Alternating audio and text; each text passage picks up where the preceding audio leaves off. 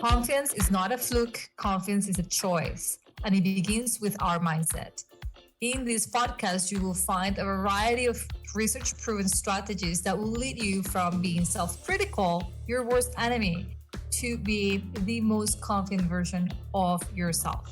I am Olga, former therapist, confidence life coach, blissfully an IVF mother, a wife, and this is the Journey to Happy podcast.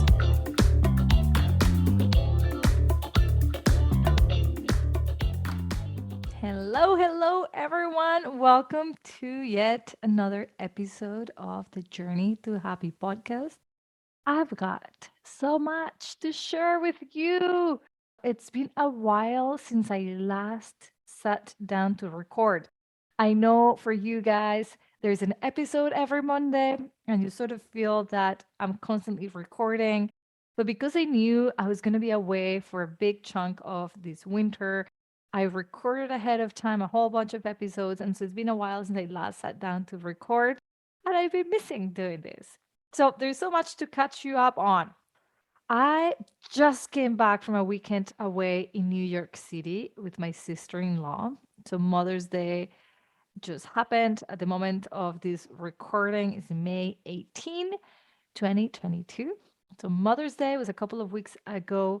My sister-in-law and I decided that this year we were going to take charge of our Mother's Day gift. And so we gifted ourselves a weekend in the Big Apple. And so we went to New York, which is a city we both have been in before. So it didn't feel like a pressure to go and see all the things. It was fun. It was just a place we've been before. We could just choose what we wanted to do. And here we are. We came back on Sunday. Today's Tuesday or Wednesday. And it was fun. We did whatever we felt like doing. And I highly recommend to all the moms out here listening, out there listening, that you take it upon yourself to gift to yourself for Mother's Day something that you need. Our partners are great at thinking what they think we need or want and gift us normally something pretty amazing. My husband did pretty good this year. He got me a baseball game tickets in a different city than the one we live in. And so we're going for a weekend. Him and I watch the baseball game and then going to the wineries and spend another night there. So that's fun. Thank you, husband. But it's not always the case, Like it's not always the case. Sometimes it's less than ideal. And it's not about the gift, it's about using the opportunity to invest in ourselves. And so for us, this weekend was very special because I have never done that. I've never separated myself from my son other than for one night, maybe. And so this was a big deal for me, which is what made me want to record this episode all about anxiety. Because I had some serious anxiety leading up to the weekend to the point that I lost some sleep. Obviously, unconsciously, we don't consciously say, let's feel anxious. So I'm going to dive into all of that. But I first wanted to give you a bit of my personal life. That's what's happening. I just came back from New York. I had a great time. So, not to be a spoiler alert, but at the end of the day, I overcame the anxiety. And not only did I overcome it, I managed to have a phenomenal time away from home. And it was exactly what my soul and my family needed. So, that's fun. But what else am I going to tell you? I am also excited because summer is coming. The spring has really been warm and sunny, and it feels already like we're sort of being treated here in Canada with an early summer, which is fun. I've got very little plans for this summer. I don't know. I think we're going to be home for a lot of the time or just doing short little trips. I'm going to Orlando in August to meet my coach, and I am so excited. It's going to be like the resort is inside Disney. I'm so excited. And so I'm hoping my family can meet me there after I'm done my coaching retreat so that we can spend some family time. All of that is going on. And for those of you who don't know, I'm also a public speaker. So I'm so excited that all of those requests for me to speak at events are coming up, and some of them are in person, which got me even more excited because ever since COVID, all of my public talking has done through Zoom, which is great, but it's not the same. I'm not sitting in front of an audience. So in June, I'm heading over to Toronto and I'm speaking in front of hundreds of women. And I've got another talk coming up this month for a big corporation, which is Mars, the chocolate bar. I'm speaking to their American and Canadian associates, and I'm very happy about that. And yeah, there's just talks that are coming my way, and I'm so excited. So if ever you're thinking your company needs some inspiration, some motivation, some mindset coaching, and you think they will want to have a speaker, I am an international speaker. I'm willing to travel. I'm just willing to talk to anybody who wants to listen. All right, let's dive in. Oh no, you know what I want to do? What I want to do? I'm going to read you a text message that was sent to me by one of my Becoming the CEO group members. And I love these clients so much. And BF, if you're listening to me, know that I love you so much. And you know I was going to be doing this. I've got your permission. I have her permission to do this. But she sent me, she went biking one morning and came back from biking and said, Olga, I had such a big aha moment while biking that I had to tell you. And I thought it was brilliant. And so I told her I'm going to share this with the audience of the podcast. Okay. So she says, it hit me the difference between listening to a podcast and being coached by you. Listening makes me think and realize things, but it doesn't get me into doing as much as I think it does. It really doesn't. I remember something I read about Martha Stewart and why she was so successful with her cooking show, because her cooking show made people feel like they had baked the cake even if they hadn't. So, yeah, listening to your podcast is like a cooking show. You think you got everything, and you can do it. But if you don't take the extra step and sign up for the coaching group, it is freaking hard to make yourself accountable and see the change, Genevieve. Now, I love this, not because she's telling people, go sign up for my coaching program, although I love that too, not gonna lie, but because I absolutely love the analogy. I think podcasts are a step up from self help books, right? Because you have like concrete tools. For most podcasts, they're interesting. They open your eyes to different opinions. But I do love, and I see it with my own coach. I listen to my coach's podcast. But you know what I do? Right after I listen to the podcast, if she's teaching a tool, I freaking go to work, I integrate it. Now, I'm also being coached by her. So it's kind of like complementing.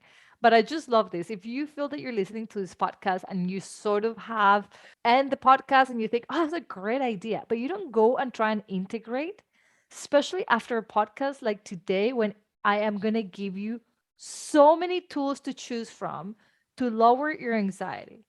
It's going to make you feel good just to listen to me talk, but you know what's going to make it even better?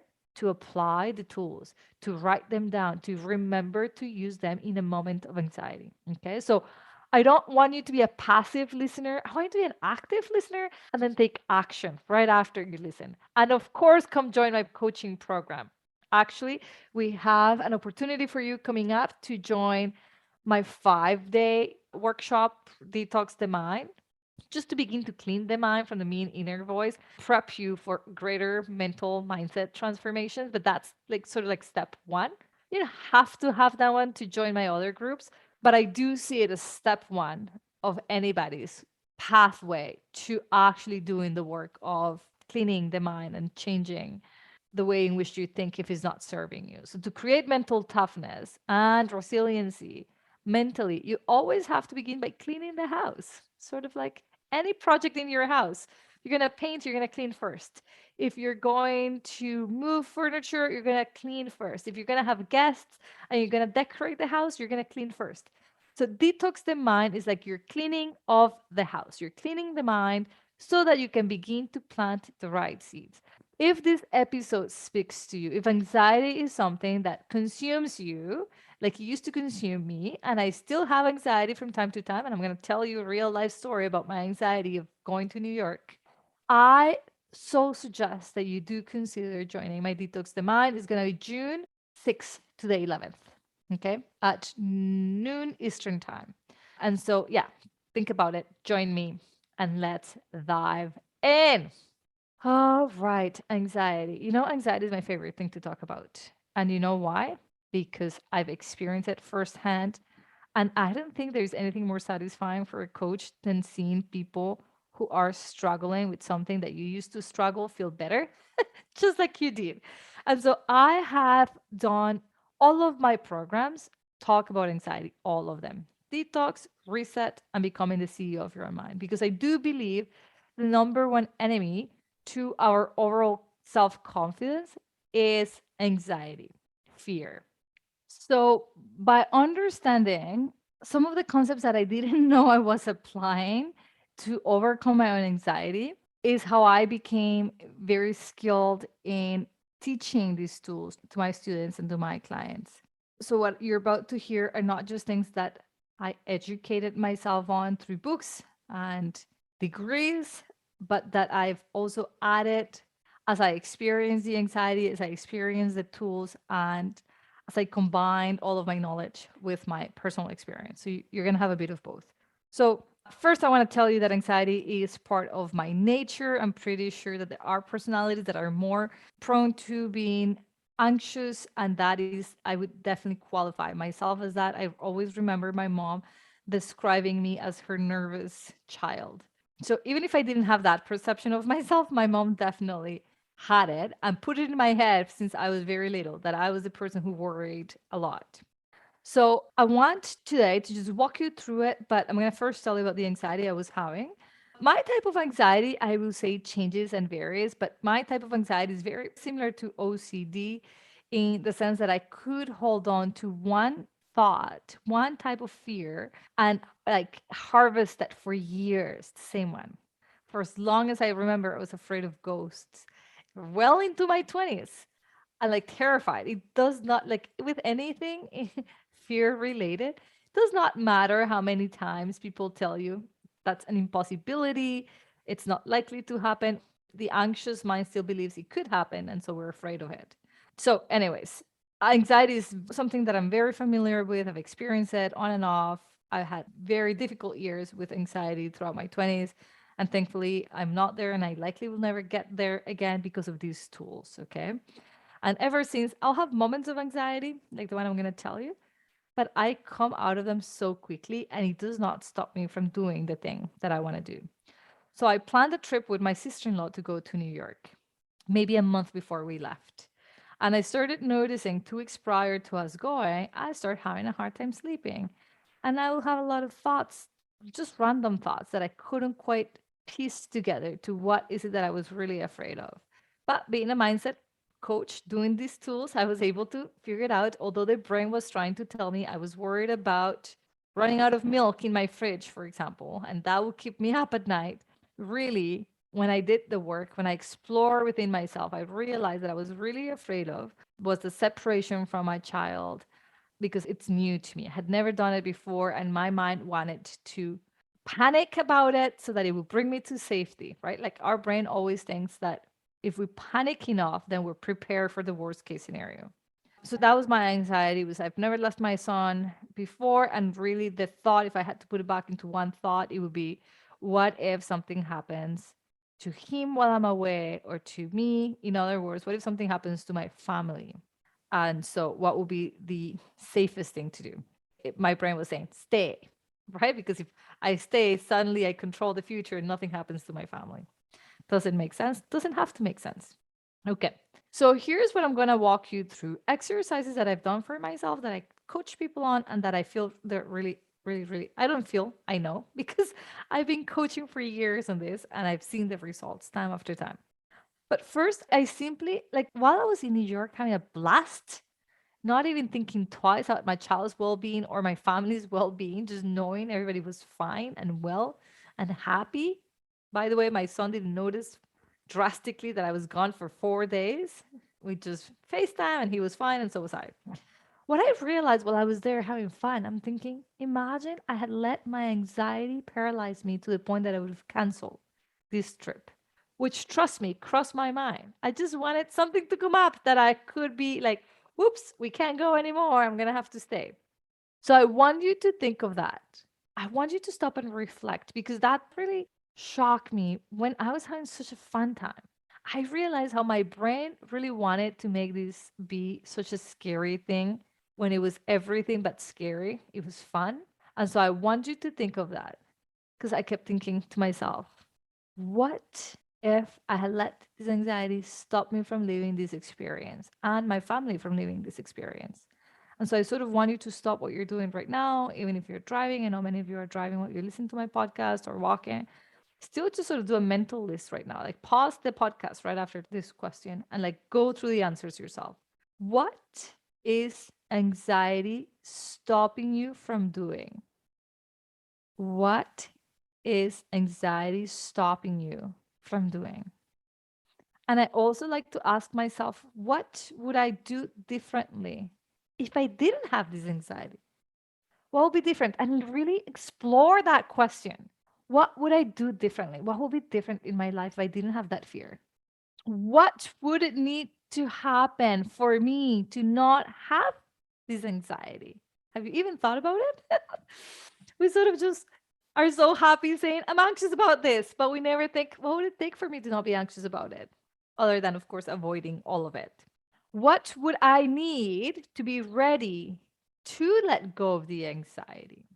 One of my biggest aha moments in my 20s was that I kept telling myself I couldn't imagine my life without anxiety. In other words, I had grown an attachment to feeling anxious. And when I had weeks of not feeling anxious, I would be like, oh, I haven't been anxious. And immediately I would be anxious. I would have a thought that would give me anxiety. So I realized that part of my anxiety was that I wasn't ready to let go of it because somehow in my unconscious mind, I thought it benefited me to worry this much. Okay. So I really want you to think about this. What would I need to be ready to let go of your anxiety? And I know your mind is going to say immediately, I was ready yesterday. Every day I say I don't want this anxiety. But then also notice how resistant you are to letting go of all the things that anxiety tells you to do. Notice how resistant you might be to doing the thing that will get you better. I postpone going to see help for forever. So, how is that me being ready to let go of anxiety if I'm not asking for help? And that is why inside Reset Your Mindset, my 12-week program, I have an entire module dedicated to anxiety. All of my best tools, all of my best teachings and conversations are in there because I know a lot of the people who want to grow their confidence have underlying anxiety that they need to tackle and they need to know all about. And so that's why I spend so much of my group teaching these tools to overcome anxiety. So I want you to think of anxiety from the lenses of mindset. If we understand that mindset is sort of like the glasses that you're wearing to view life, imagine if you were to think that the glasses that you're currently wearing are called the glasses that give you the anxiety filters. It's like the filter by which you are looking through life is called the anxiety filter. So everything you look through that filter looks anxious provoking. Okay. That will be having the mindset of anxiety, which is, I think, why it's so fun to address anxiety from the lenses of coaching and mindset coaching specifically. So you get to say, oh my God, the channel in which I've set my mind to be is the anxiety one. No wonder I feel anxious all the time. So I want you to sort of think of it from that perspective. And I want you to find, I want you to understand that anxiety means you feel unsafe. Okay. At that moment in time, when you're feeling anxious, your mind has gone to places that no longer feel safe for you. So, mindset is the channel that you're choosing to view life. And let's say you chose anxiety. And when you're feeling anxious, what your brain is doing is no longer feeling safe. You're following me? So now we have like a mindset that says, oh, you're going to see life through the lenses of anxiety. And then you're feeling anxious, which means truly feeling unsafe. In fact, as a suggestion, I want you to stop using the word anxiety if you do use it or worry and say, I'm unsafe and see what changes for you if your perception changes, if that word changes anything at all. If instead of saying I'm feeling really anxious, you say I feel unsafe. will your approach be different? I have a theory that when we say I feel anxious, we then bring forward all other thoughts that we may have with mental health, which might be even more anxious provoking. But when we say I feel unsafe, our brain sort of jumps into problem solving. Oh, how do I bring it to safety? Which is ultimately how we overcome anxiety, by bringing safety back into our mind. So we still feel unsafe because we no longer feel like we could cope with enter your worst fear. So, what we need to do is take the following three steps. And I dive so much more into the steps inside Reset, okay? First, recognize that what you are really afraid of isn't the outcome, but you are afraid of not being able to cope with the outcome. So I was not really afraid of something happening to my family, but the real fear is, and I won't be able to cope with that. So when we feel unsafe, your brain overestimates risk. Risk become massive, and it underestimates our inner ability to heal, to cope, to move past it. Step number two, reassure yourself that although that's not the outcome you want, if that worst fear was to occur, you will still be okay and you will handle it. I know, I know. I'm anxious too. And I understand that if I was to say something did happen to my family, just that thought, I'm like, ah, it's so anxious provoking to understand that I will be okay. And that's when I want to invite you, if your brain fights you on this, to think back of all the things you've experienced that you didn't even know were going to happen, right? Like, I didn't know I was going to have a miscarriage.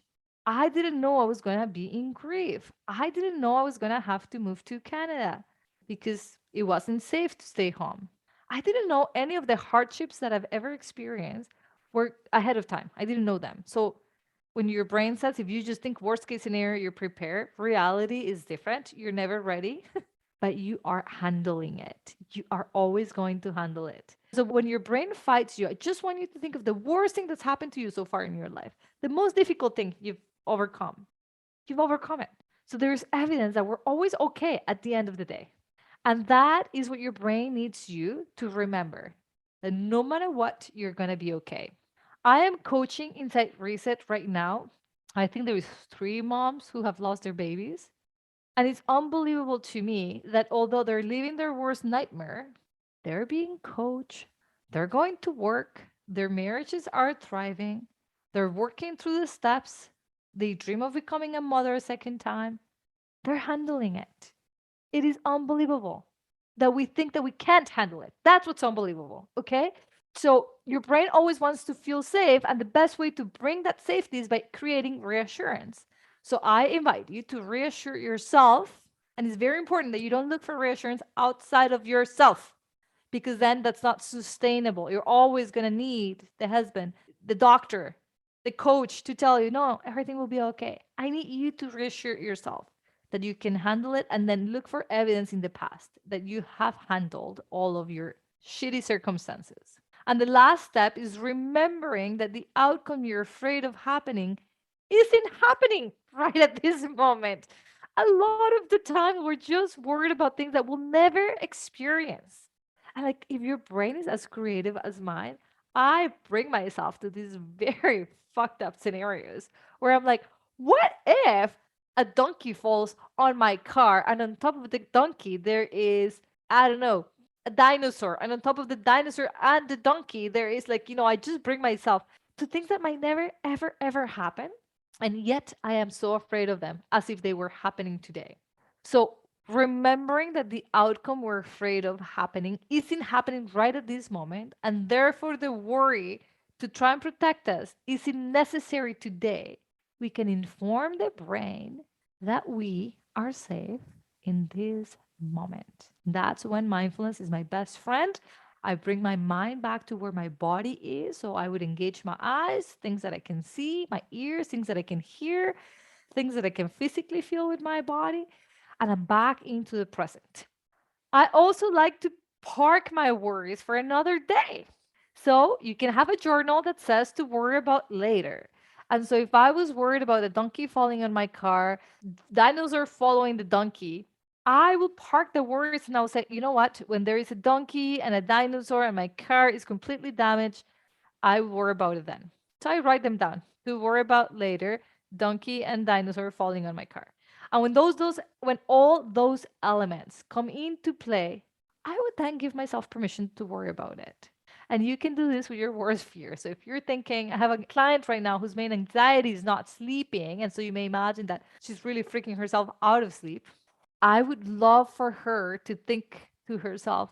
So her thinking goes, if I don't sleep, I'm going to develop more anxiety. If I develop more anxiety, I'm going to end up needing medication. If I end up needing medication, I'm going to end up in a hospital. If I end up in a hospital, I'm not with my family. Bingo. That's what she's really afraid of. What if I'm not with my family?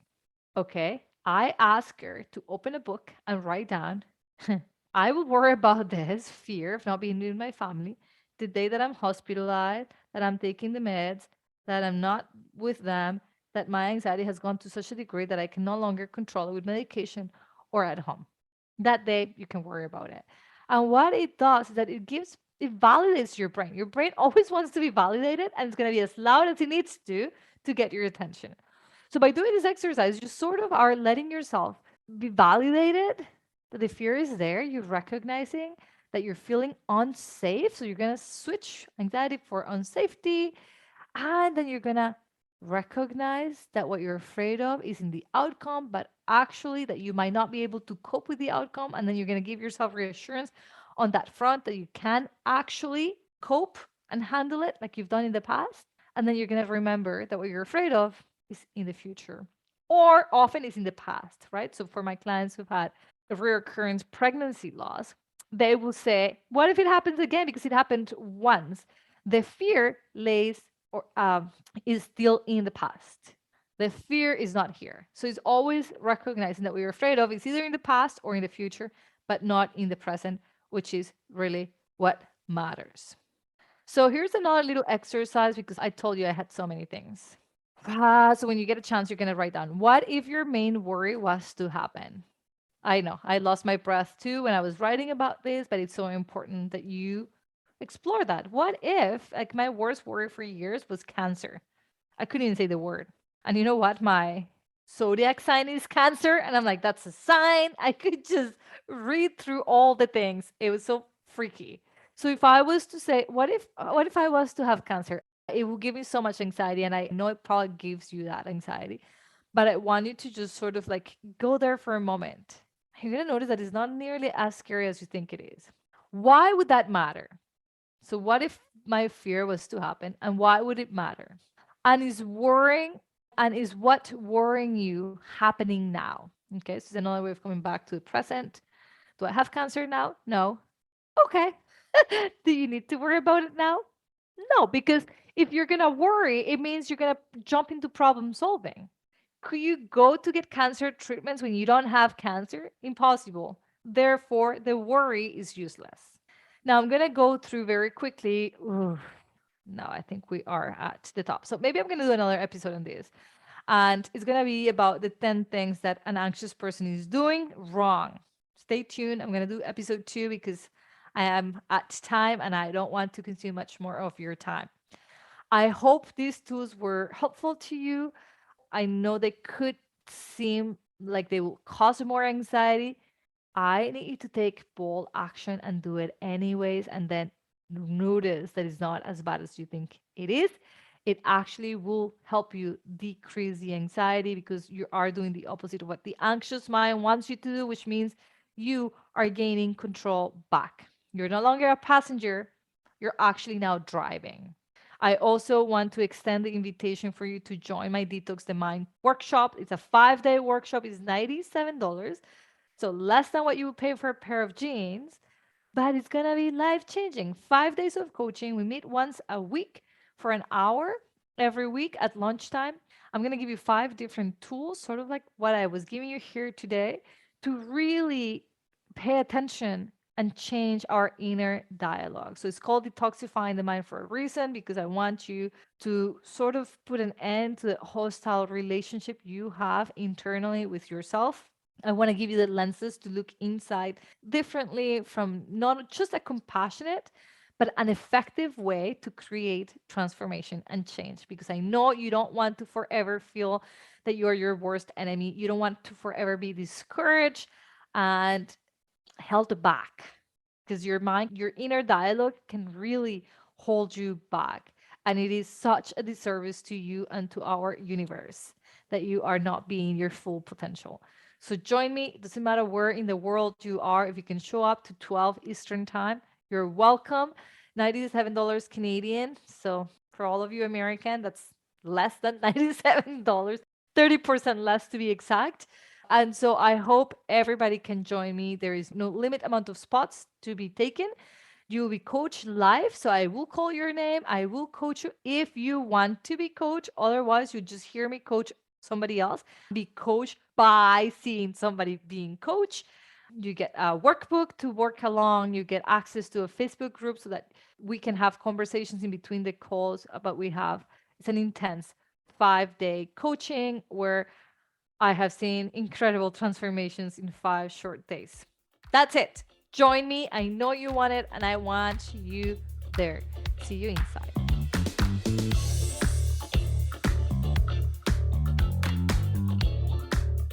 Hey guys, Olga here, interrupting your listening to invite you to participate in a confidence bootcamp of 5 days. You and I, 5 consecutive days, 5 hours, 5 incredibly transformational tools to help you let go of your critical self that keeps you small and doubting yourself and thinking you are incapable, and will help you transform to a better, most confident version of yourself.